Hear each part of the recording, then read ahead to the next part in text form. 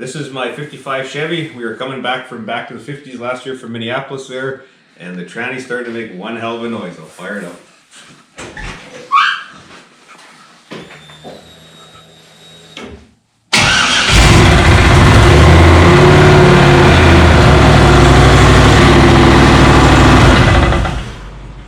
Not good. So today we're doing the transmission in today. Just it's a turbo 350, but we're just putting just a reman one in it. So that's our goal for today. Alright. Just pulling the 4 bolts out to pull their drive shaft out. We'll have this out in a couple of minutes and then we'll carry on.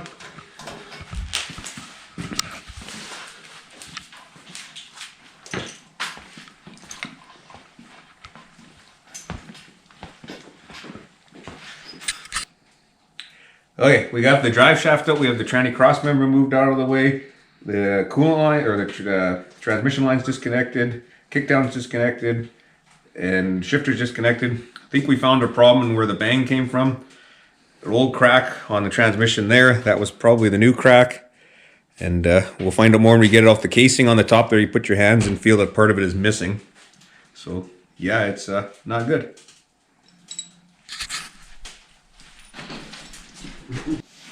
Well, our day just got a little bit worse. As I showed you before, here's the broken parts. Unfortunately, these 2 bolts were finger tight when we took it apart. That's probably what led to the breaking. The other side, on the passenger side, there's 2 broken bolts that were holding. So there was basically no bolts holding the transmission in, short of the mount. And that's about it. And like I said, it made a hell of a bang when it broke. So yeah, this sucks.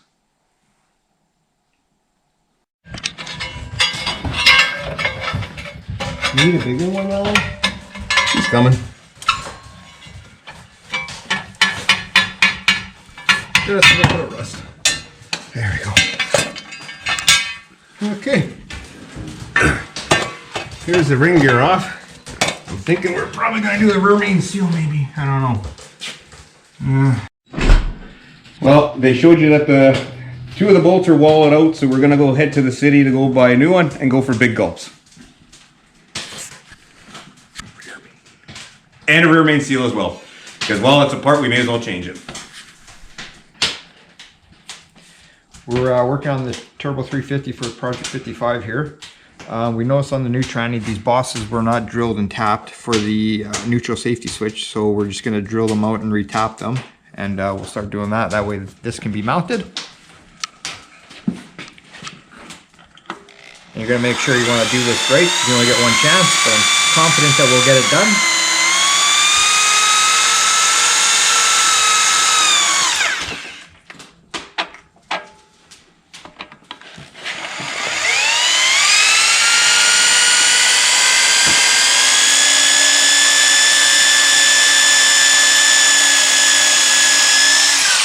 And when doing this type of work, you always want to make sure you have a good quality bit.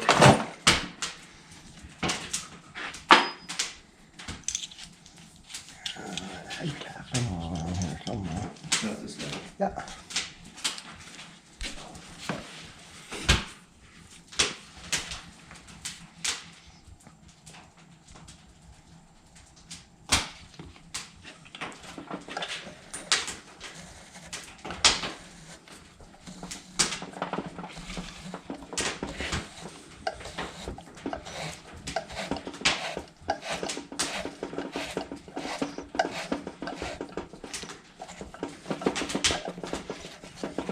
Let's see here.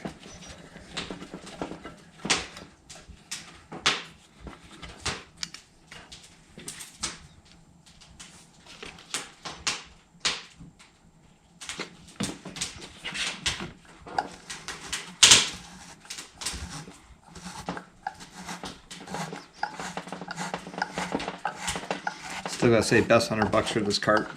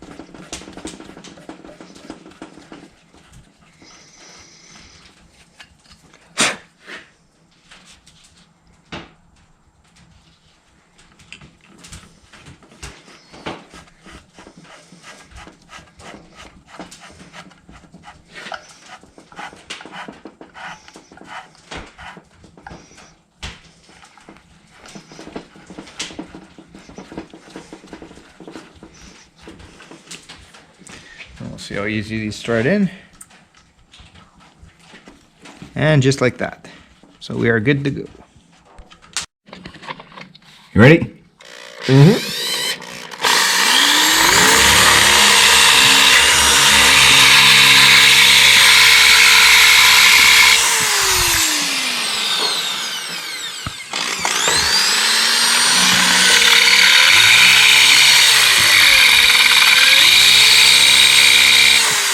It didn't grab. Damn it. Well, we'll drill it out and pop an easy out in it, then hopefully it comes out.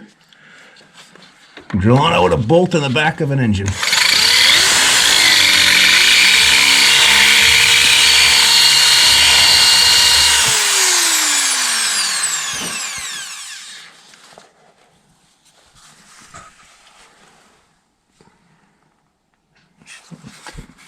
Tip's pretty good. Yeah, it's not bad.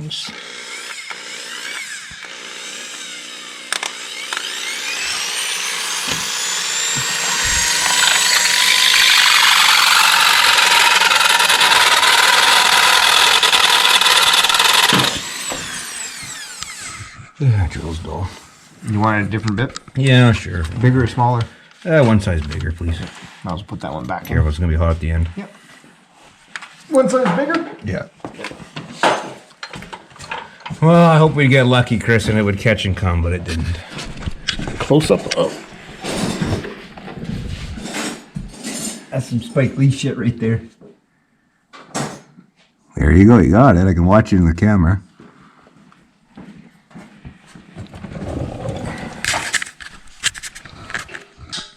One any better is this? No, you want to give me one above? One above? That one's got no cutting tip.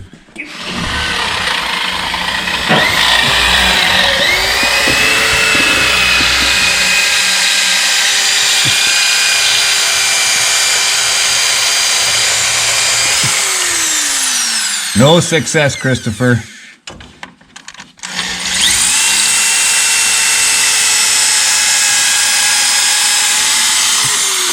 I'll go grab an easy out. No dice with a left hand bit.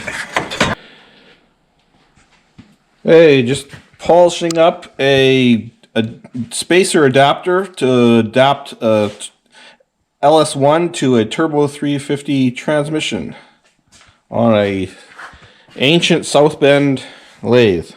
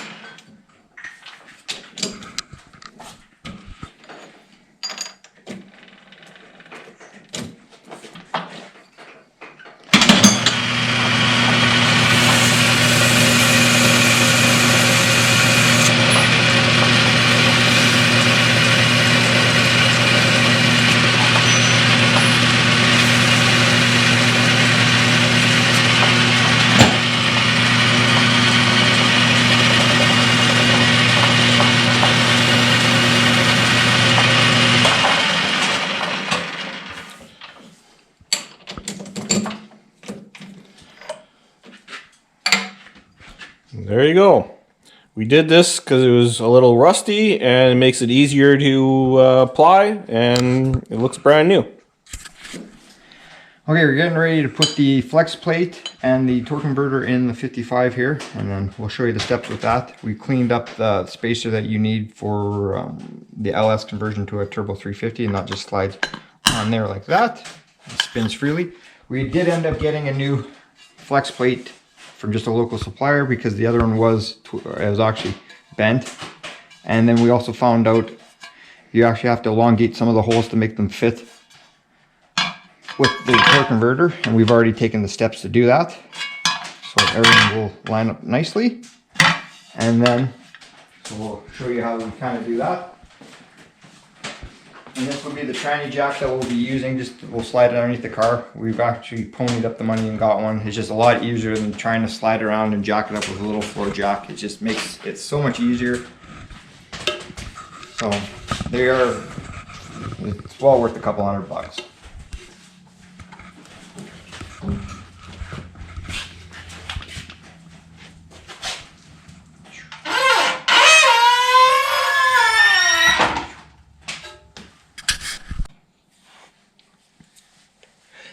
Just finishing torquing up with a crisscross pattern. Sneak up on it. I went 45 and then final torque of 65 as per manufacturer's specs. Torque in a crisscross pattern. Next we'll install the snout bushing, because since we are adapting an LS1 LT1 motor to a turbo 350, you need a snout like this to adapt for your torque converter. It just pops in, a little bit of grease on there, sits in there, your torque converter snout goes in there, and we're all good to go. Unfortunately, it's a new flex plate because the old one, like we said, the bolts got loose. Unfortunately, did a lot of damage, walled the holes out, so here we are. All right, just getting ready to install this torque converter into our transmission. You just want to make sure everything has transmission fluid so it all seats properly and you don't wreck any seals. When you install the torque converter, you'll see it usually takes 3 installments. One, and actually it just pops right in, and that is actually installed, so it's good to go. So we can try to install this into the car now. It seems to be a smooth engagement, so there you go. Thanks.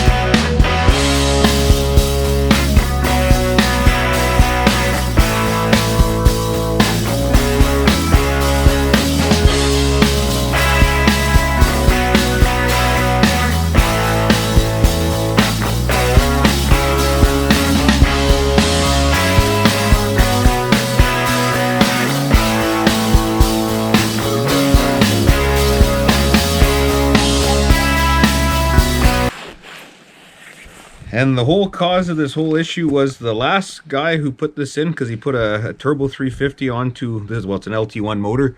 He used standard 3/8 bolts instead of metric 10mm bolts. The bolts were never tight, unfortunately. When we went to there, 2 bolts were out. One was broken in the block, one was gone. 2 bolts were broken, this piece and another piece, and only 1 bolt was finger tight. It was, the car vibrated a hell of a lot, obviously, because all it was holding the tranny in was the actual mount. So, if you're ever doing one of these swaps, make sure to use metric bolts. That is on an LT1 or LS1 motor. Caused a lot of headaches and a lot of money. Well, we took it for a test drive. Everything seems to be okay. It shifts nice, no leaks. We did change the rear main seal when we had the flex plate off, because it is a used motor with unknown amount of miles, so it's just good to change it. Possibly next year we're thinking about making it into a 2-door. The brother has a good parts car with a good front end, so he's already got the quarters here to do it, so we would make it into a 2-door. So more than likely next winter she's going to become a 2-door. And if you like what you see, please like, link, subscribe, leave a comment below. Anything is appreciated. Thank you. Bye.